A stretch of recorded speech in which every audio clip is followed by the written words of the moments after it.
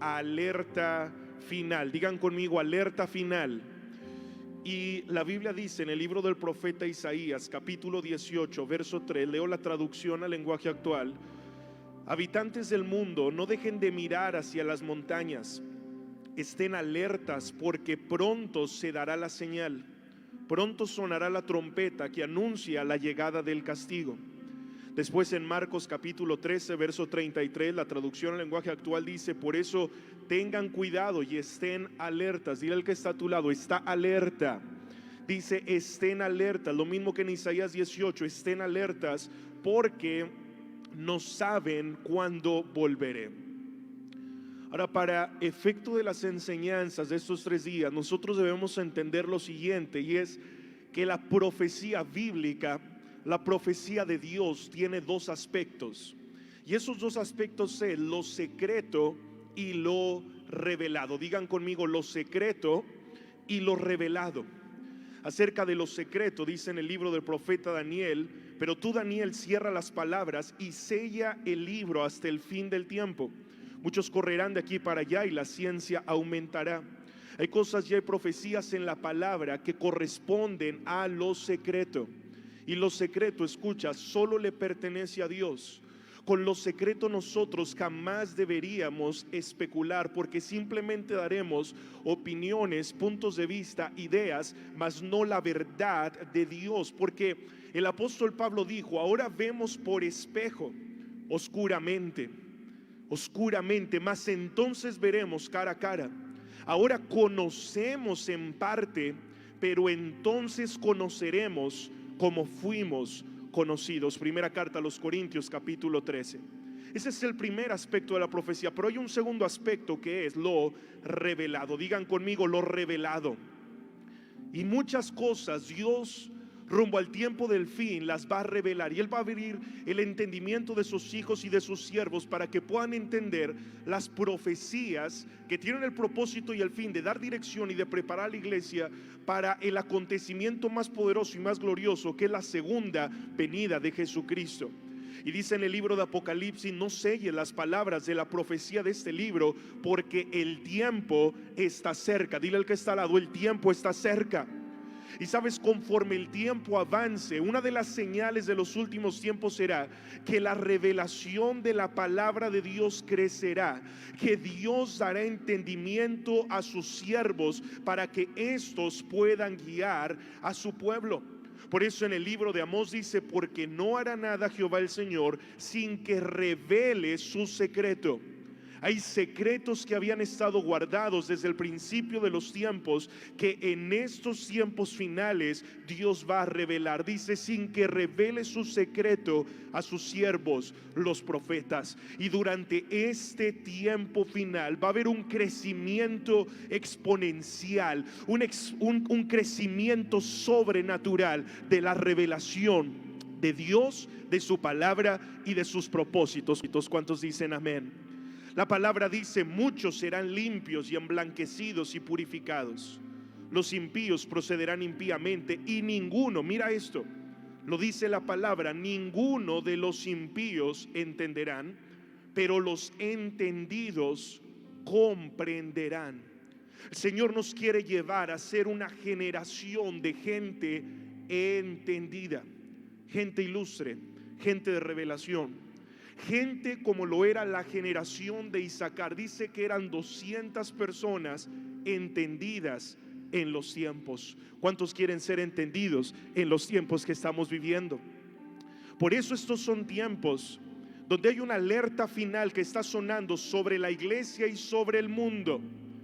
Y esa alerta final se resume en lo que dice Hechos capítulo 3 verso 19, que vamos a leer a continuación, y dice: así que arrepentíos y convertíos para que sean borrados vuestros pecados y para que vengan de la presencia del Señor tiempos de refrigerio. Y Él envía a Jesucristo, que os fue antes anunciado, a quien de cierto es necesario que el cielo reciba hasta que los tiempos de la restauración de todas las cosas, digan conmigo, la restauración de todas las cosas, dice, de que habló Dios por boca de sus santos profetas que han sido desde tiempo antiguo. Noten que la predicación de Juan el Bautista en la primera venida de Jesús fue arrepentimiento. Digan conmigo, arrepentimiento. Y el mensaje rumbo a la segunda venida de Cristo Jesús sigue siendo el mismo: arrepiéntanse y conviértanse para que sus pecados sean borrados. Pero dice que Jesús no regresará hasta los tiempos de la restauración de todas las cosas. Ahora, ¿qué es lo que significa el tiempo, los tiempos de la restauración de todas las cosas? Lo que eso significa es que rumbo al tiempo final, todo en este mundo será llevado a su estado original. Eso significa dos cosas. La primera de ellas es que el mundo será llevado, la sociedad irá a su máxima perversión. Y dice la palabra que será como en los tiempos de Sodoma y de Gomorra. Habrá perversión, habrá pecado al por mayor. Pero lo segundo que eso significa, restauración de todas las cosas, es que a la par que el mundo va a la expresión de su máxima perversión, la iglesia que somos nosotros regresaremos a los tiempos de los hechos de los apóstoles y veremos el más poderoso y más sobrenatural mover del Espíritu Santo que hemos visto en nuestros días. Yo no sé si algunos están escuchando, pero esto a mí me emociona. Si te emociona, tienes que darle más fuerte el aplauso a Jesús, porque la restauración de todas las cosas. Y mientras las tinieblas cubren la tierra y oscuridad las naciones, sobre la iglesia va a venir la gloria postrera, que es mayor que la primera.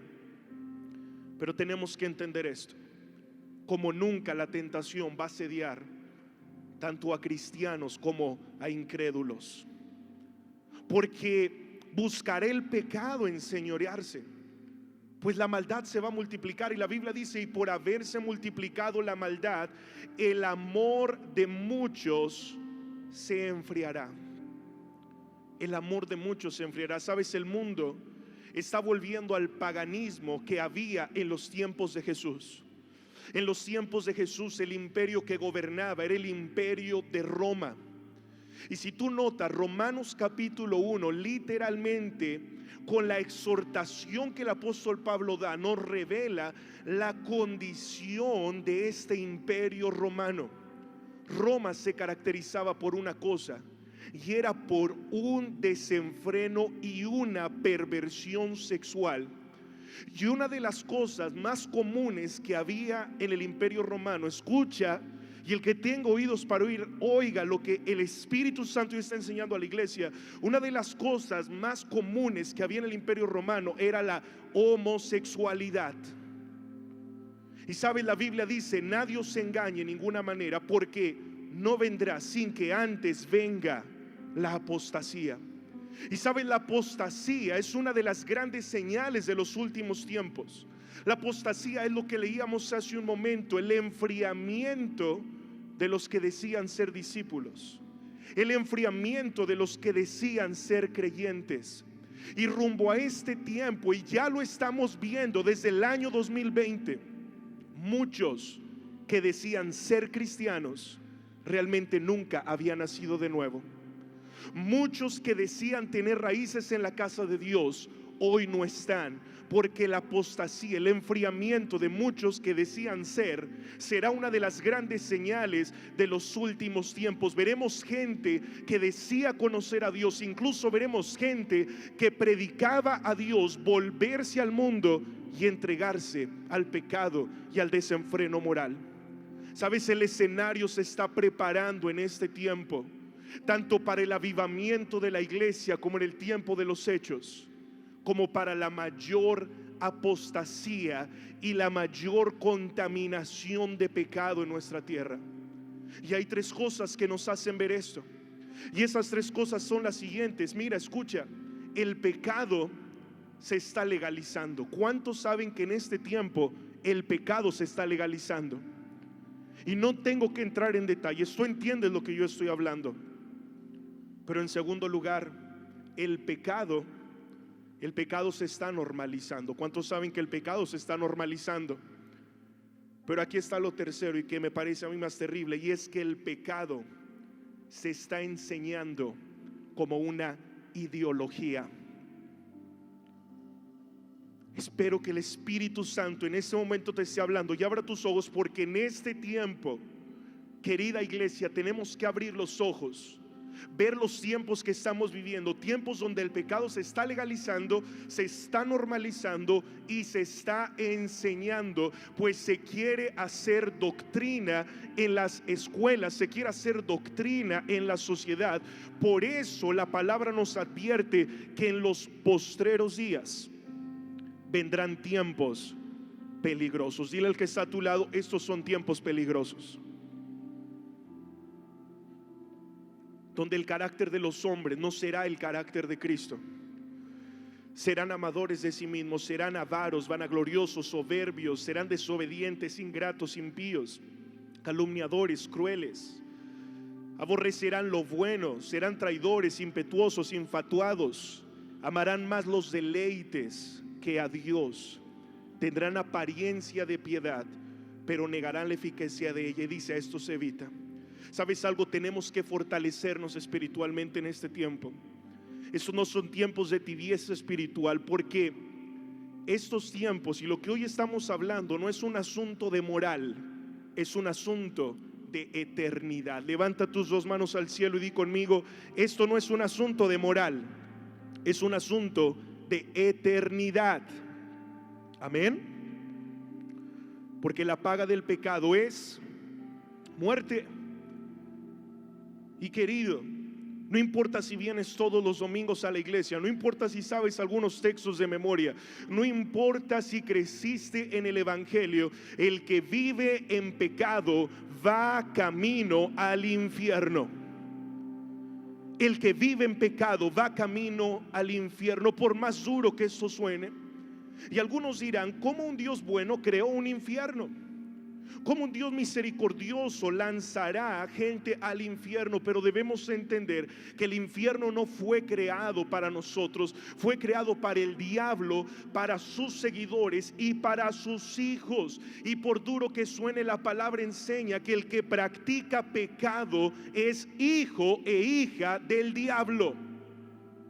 Tú no eres cristiano por venir a la iglesia. Tú no eres cristiano por decir que eres cristiano. Tú no eres cristiano por saber uno que otro texto de memoria. Ser cristiano no es asunto de confesión, es asunto de práctica, es asunto del estilo de vida que nosotros llevamos.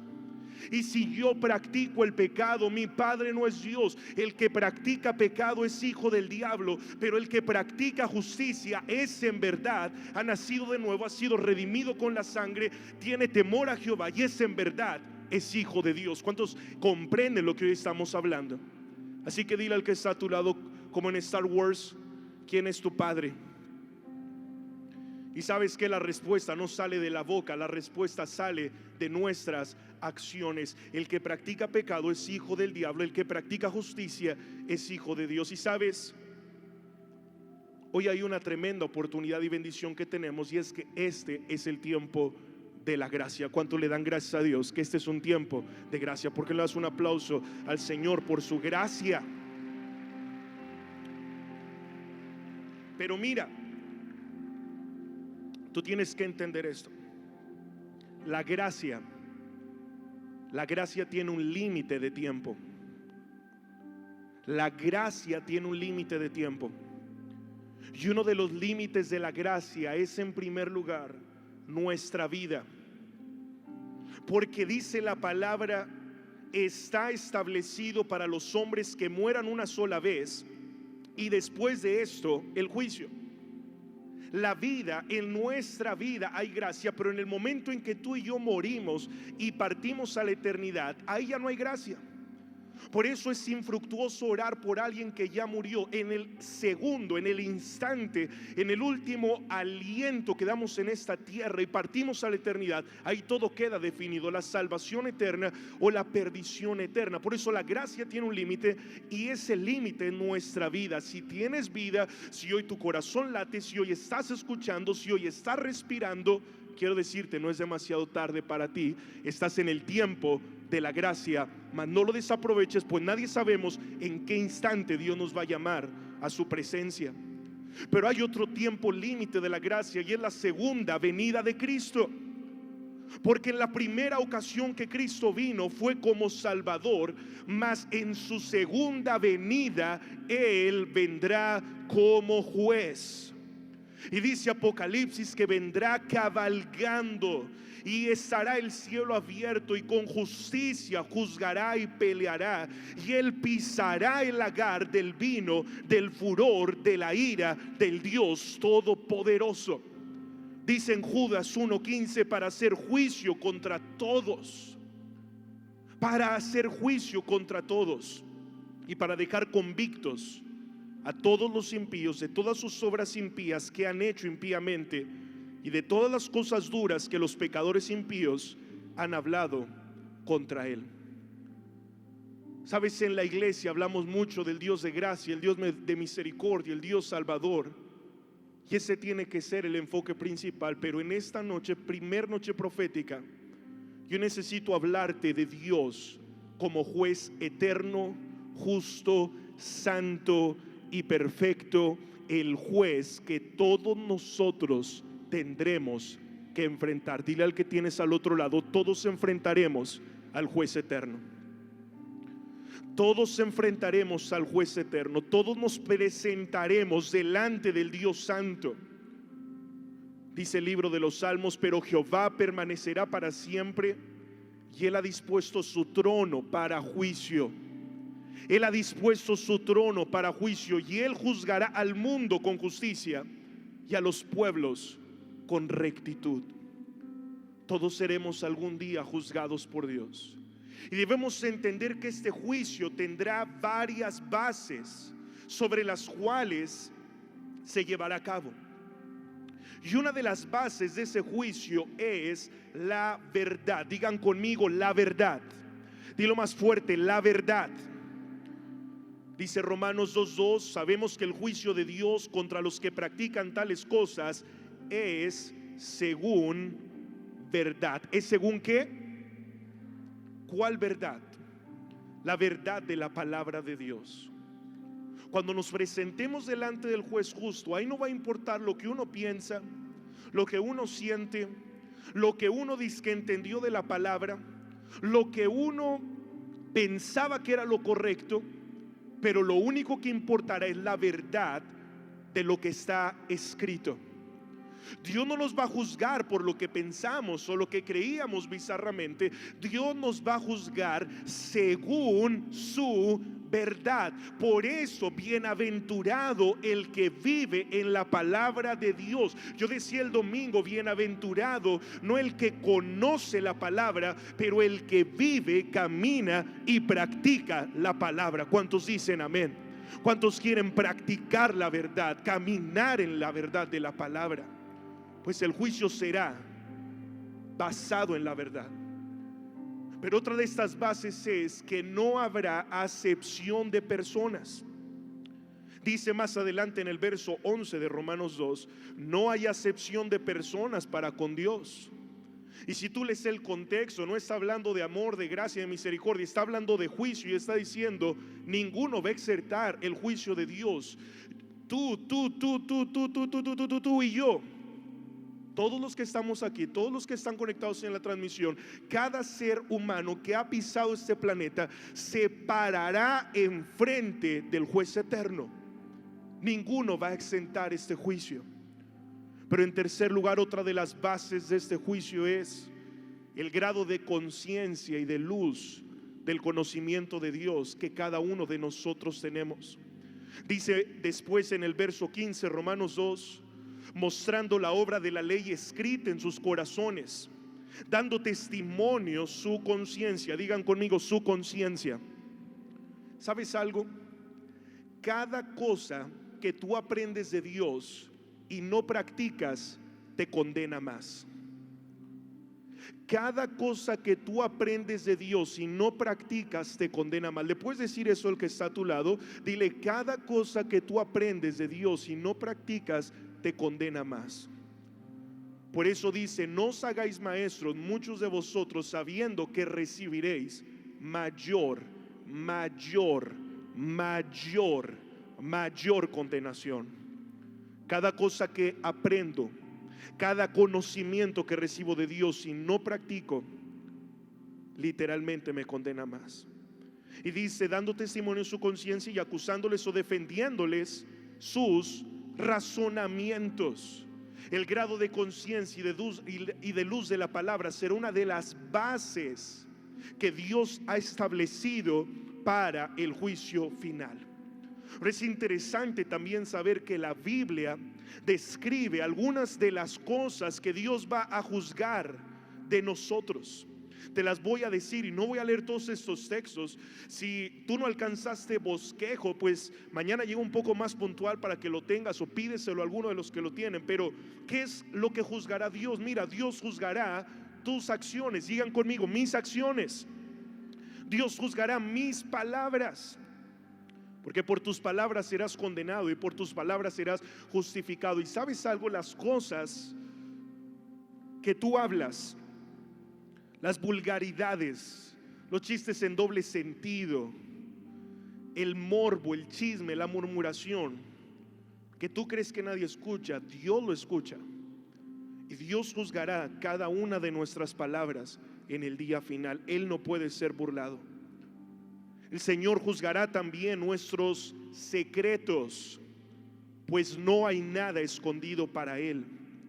El Señor juzgará nuestra actitud hacia su mensaje. Esto lo dice Mateo 10:14. El Señor juzgará nuestra actitud. Aquellos que resistieron a Dios, que resistieron al Espíritu, que endurecieron su corazón, que sabiendo hacer lo bueno no lo practicaron, les será contado como pecado. Pero Dios también juzgará las intenciones del corazón. No solamente lo que hicimos, pero las intenciones con las que lo hicimos. ¿Cuántos están tomando la palabra? Pero por último, el Señor también juzgará la manera en la que usamos nuestros dones.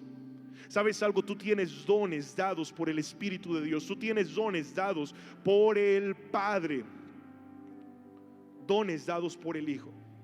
Si utilizaste o no esos dones para el reino de Dios, el Señor en el día del juicio lo demandará de ti. Por eso hay de aquel que sabiendo hacer lo bueno no lo hace. Hay de aquel que teniendo el conocimiento de Dios no lo comparte, pues Él juzgará acciones, palabras, secretos, actitudes, intenciones y el uso de los dones que nosotros tenemos. Por eso hoy tienes que entender que pronto, digan conmigo pronto, dilo más fuerte, pronto nos presentaremos ante el juez eterno y ahí no habrá excusa. Ahí el adúltero no podrá justificarse en las acciones o el descuido que le dio su esposa. Allí el inmoral no podrá justificarse con la tentación que le asedió. Allí el ladrón no podrá justificarse con la necesidad que tenía. Nadie podrá presentar excusa que valga frente al juez justo, eterno, santo y fiel que es nuestro Dios. Y yo te pregunto, ¿y tú estás listo para presentarte delante de Dios? Y si Él hoy te llamara a su presencia, o si Él hoy viniera por segunda vez, tu vida está en orden para rendición de cuentas, porque todos le rendiremos cuentas a nuestro Dios. Dile al que está al lado: todos rendiremos cuentas a Dios. Todos rendiremos cuentas a Dios. Por eso la palabra, hay algo muy importante que nos enseña, y la palabra nos enseña sobre los 4 juicios finales que serán en la consumación de los tiempos.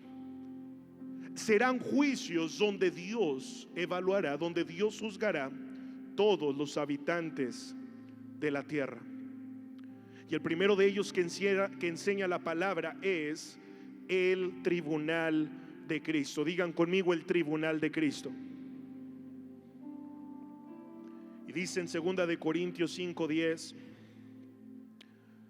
porque es necesario que todos nosotros comparezcamos ante el tribunal de Cristo, para que cada uno reciba según lo que haya hecho mientras estaba en el cuerpo, sea bueno o sea malo. Ahora, me encantaría que subrayara la frase todos nosotros, porque si estudiamos a detalle y vemos el contexto y estudiamos el cuadro completo del tribunal de Cristo, ese todos nosotros se refiere a todos los creyentes salvados y redimidos, a todos aquellos que al momento de morir, de acuerdo a su decisión por Cristo, se les definió como salvos. Todos ellos, todos nosotros. ¿Cuántos saben que son salvos?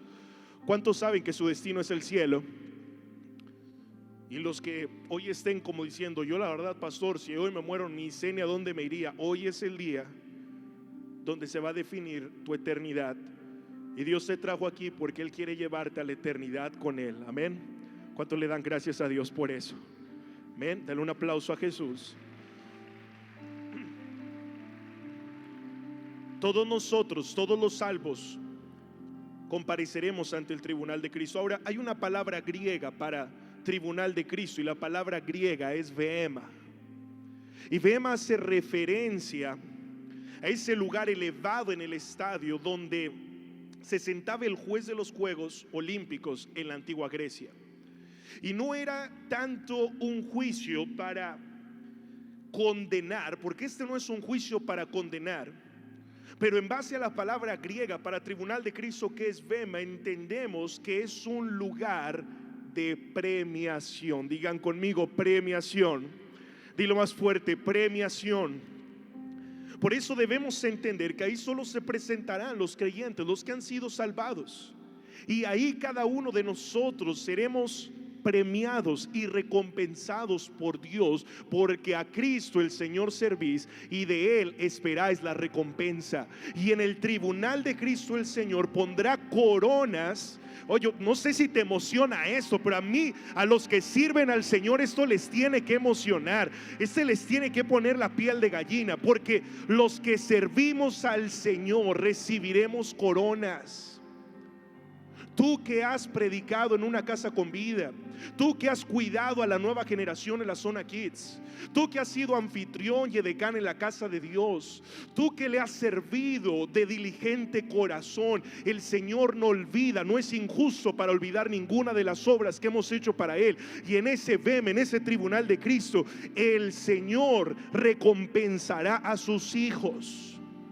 Por eso el apóstol Pablo decía: por lo demás, me está guardada la corona de justicia, la cual me dará el Señor, juez justo. Digan conmigo: juez justo. Dilo más fuerte: juez justo. Yo espero que estés acumulando una corona para este momento.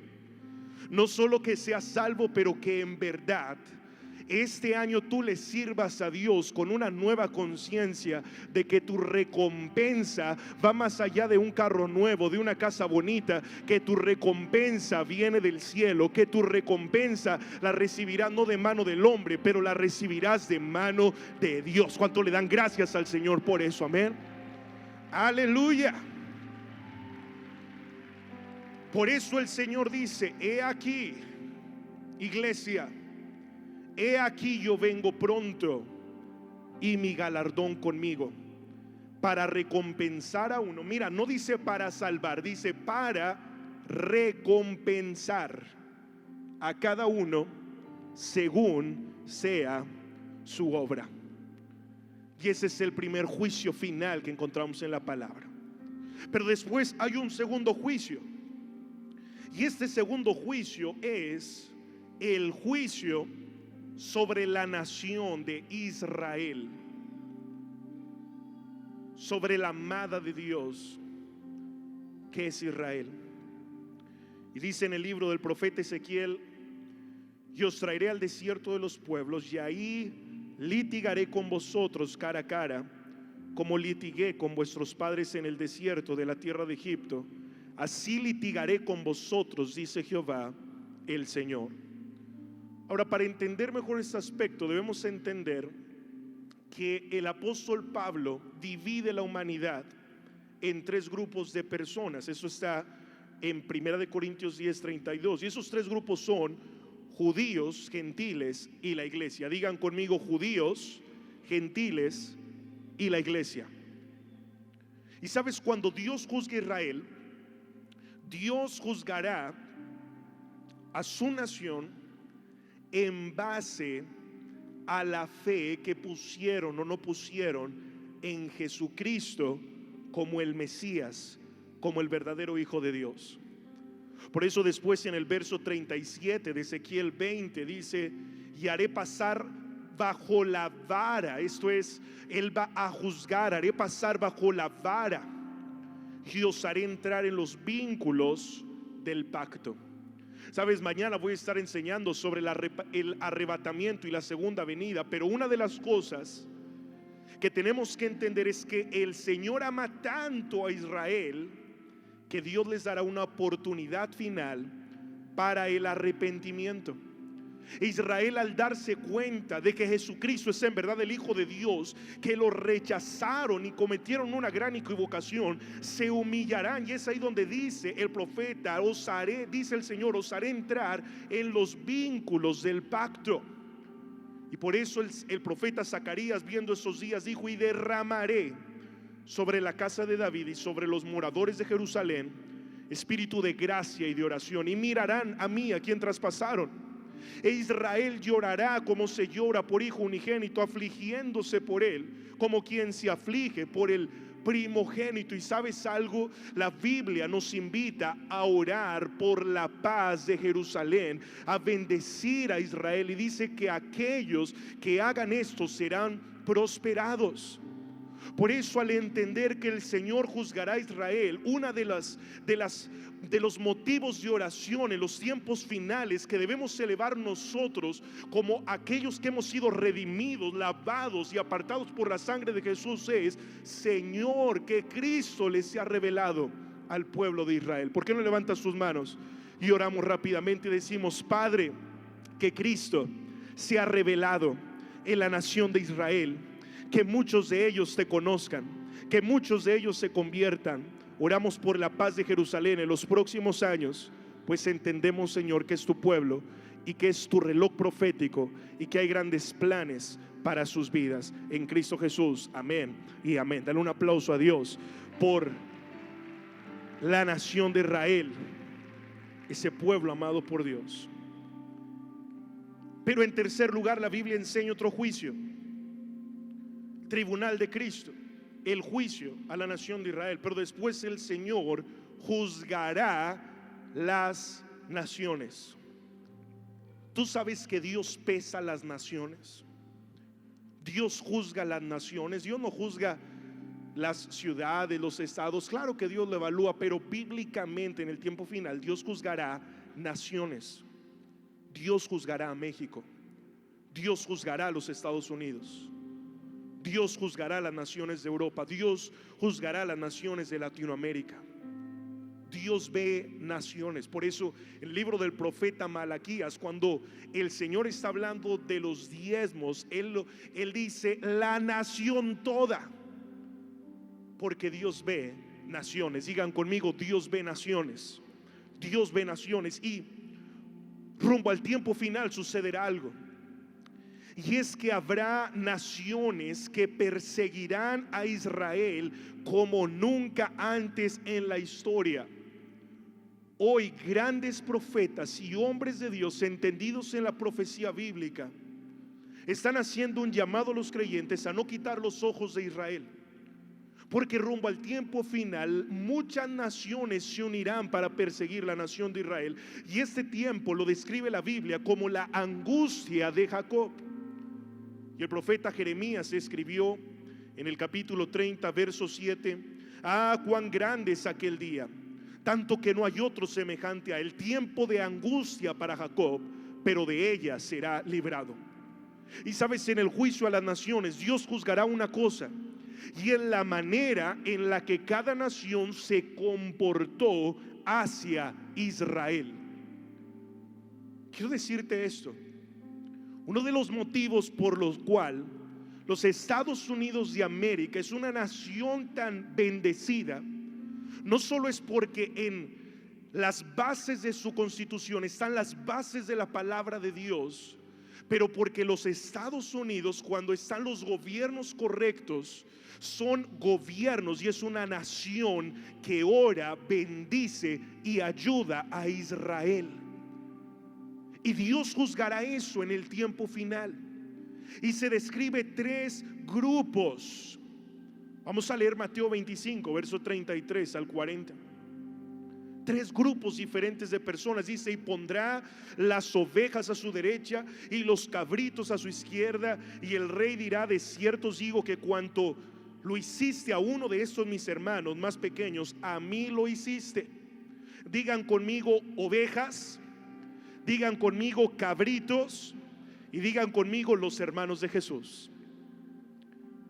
Ovejas, las naciones gentiles que mostraron amor hacia Israel. Cabritos, las naciones gentiles que manifestaron rechazo hacia Israel. Y no podemos profundizar en esto, pero y tampoco puedo dar aquí en transmisión nombres de algunas naciones, pero simplemente tú puedes investigar, oír grandes hombres de Dios. Hoy las mismas naciones que contienden contra Israel, que hacen guerra contra Israel, que están tensadas contra Israel, son las mismas que están en la profecía bíblica. En la Biblia tienen un nombre, hoy esas naciones tienen otro nombre. Pero después están los hermanos de Jesús, el remanente judío, lo que se llaman los judíos mesiánicos. Por eso yo creo que aunque nosotros no somos el presidente de esta nación, el gobernador de estos estados de Coahuila y Durango, o los presidentes municipales, como mexicanos, este año 2022 tenemos que hacer la diferencia en nuestra nación y orar y bendecir Israel. Amén. ¿Cuántos se comprometen a orar y a bendecir Israel para estos próximos años? Ese será el tercer juicio, el juicio a las naciones. Pero en cuarto y en último lugar,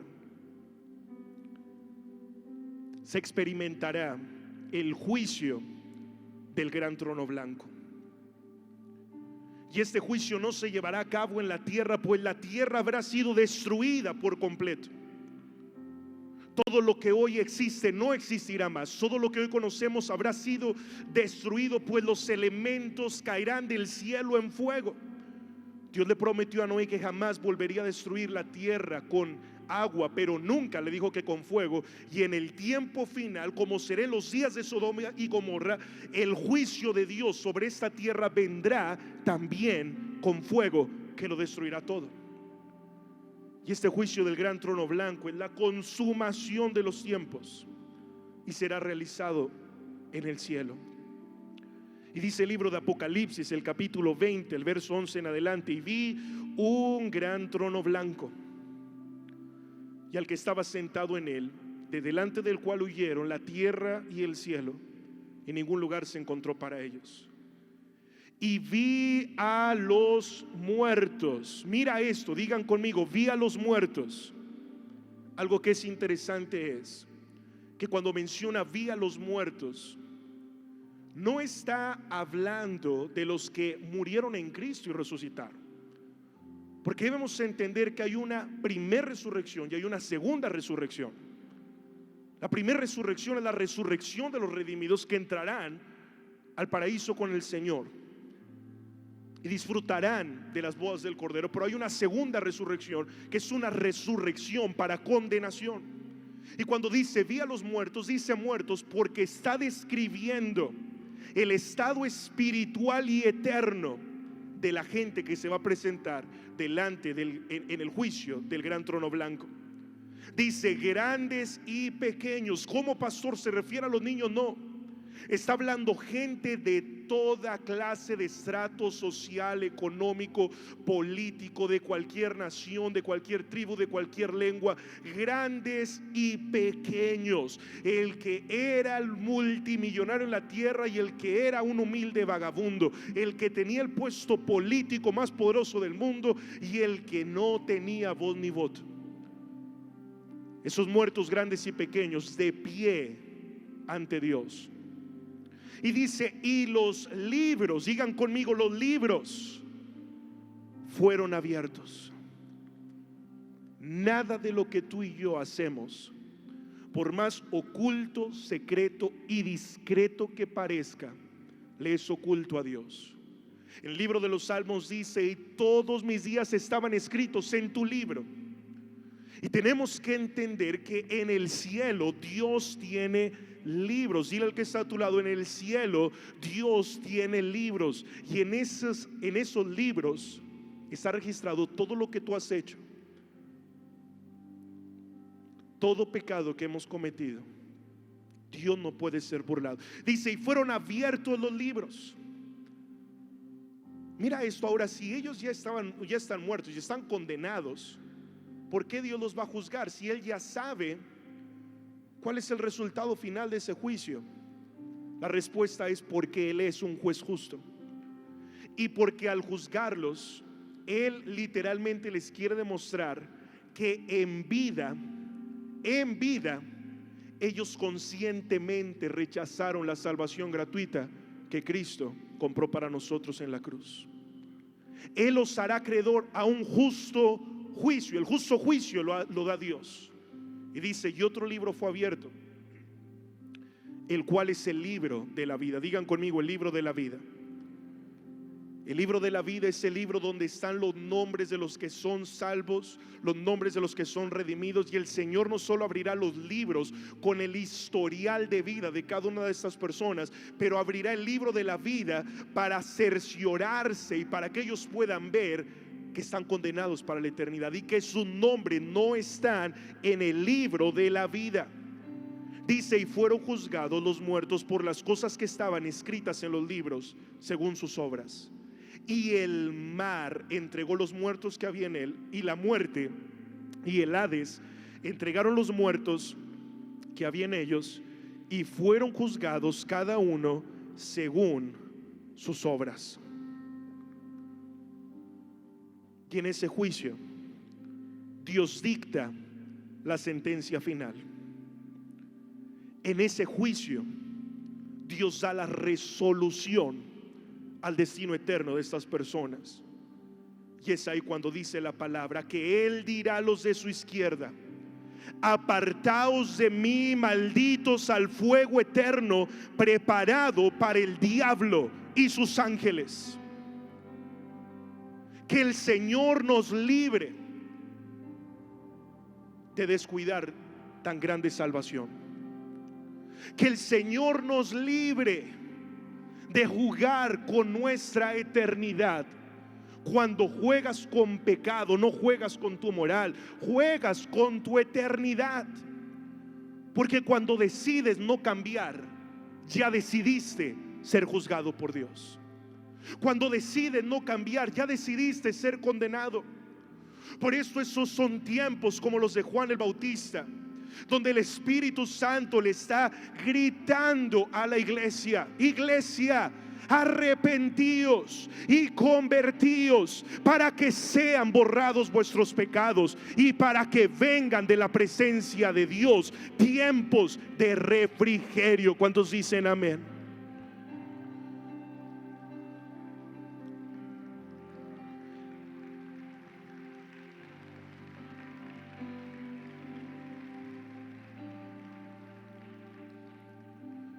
Si esto no te eriza la piel, si esto no te pone a temblar el alma, tienes la conciencia muy cauterizada. Por estas noches que he profundizado en estas cosas que ya conocía, pero hace tiempo no estudiaba, casi no he podido ni dormir.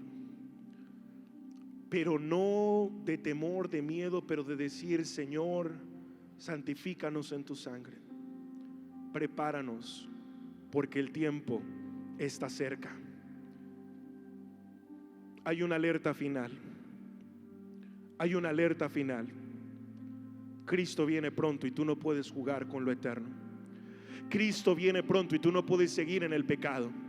Cristo viene pronto y es tiempo del arrepentimiento, porque el Padre dice: el que es injusto sea injusto todavía, y el que es inmundo sea inmundo todavía, y el que es justo practique la justicia todavía, y el que es santo santifíquese más todavía. Y mientras nos acercamos al regreso de Cristo, mientras escucha esta alerta final, nuestro llamado es: iglesia, hombres, mujeres, jóvenes y niños, santifiquémonos, perfeccionemos la santidad en el temor a Jehová. Ese es nuestro tesoro. Eso es lo que nos va a guardar de estos tiempos peligrosos.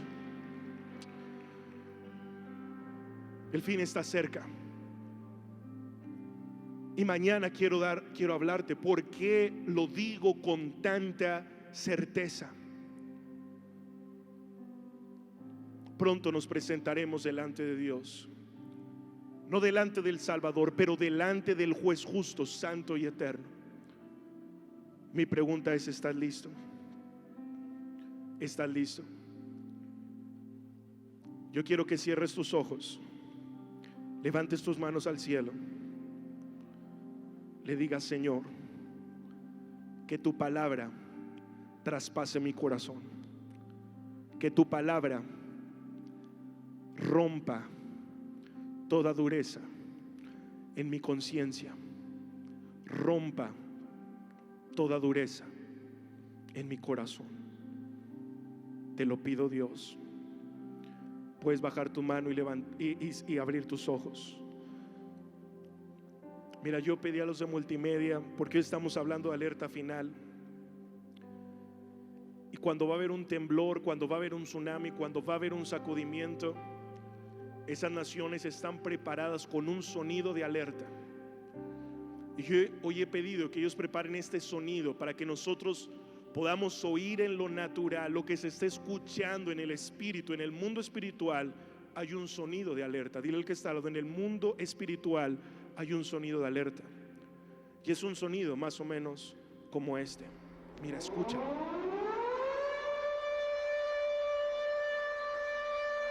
Ese es un sonido de alerta. Cuando viene un terremoto, viene un tsunami. Cierra tus ojos y escucha ese sonido por un momento. Eso es lo que se está escuchando en lo espiritual.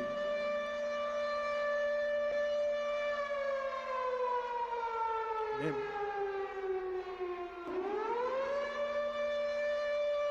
La Biblia dice: y haré temblar los cielos y la tierra, y entonces vendrá el deseado de las naciones, y llenaré de gloria esta casa. La alerta nos anuncia que nuestra salvación y redención está más cerca que cuando creímos. ¿Cuánto le dan gracias a Dios por eso?